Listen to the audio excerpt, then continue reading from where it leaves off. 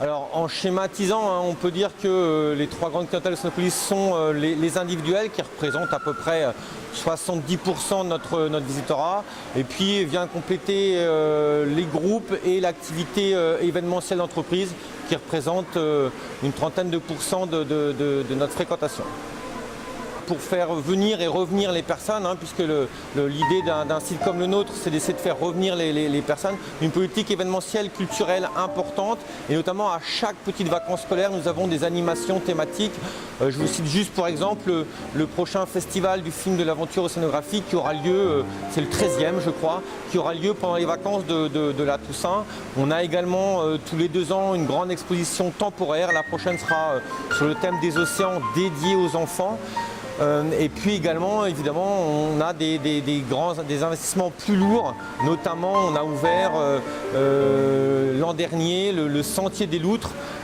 Pour fidéliser notre public, pour le faire venir et revenir, on est dans l'obligation effectivement d'apporter un contenu différent et actualisé chaque année.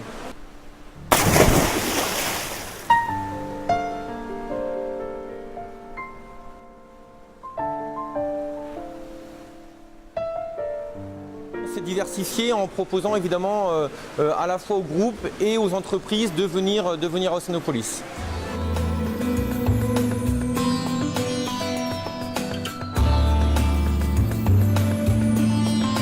On a des groupes adultes voilà, où là on leur propose des visites un peu particulières qu'on renouvelle chaque année. Par exemple, en ce moment on fait un atelier qu'on appelle l'atelier biodiversité, où on montre aux gens des petits animaux sur écran géant, et voilà, avec des formes et des couleurs extraordinaires, et ils ne soupçonnent pas la vie de ce petit peuple de la mer.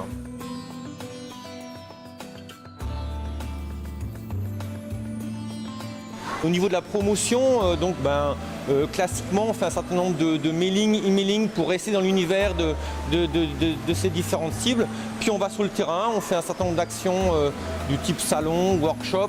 On s'associe également à l'ADT pour faire des opérations, alors soit ici sur le site en invitant les gens par des éductours par exemple, ou alors à l'extérieur de nos murs dans différentes villes. Alors globalement on est stable aux alentours de 420 430 000 visiteurs.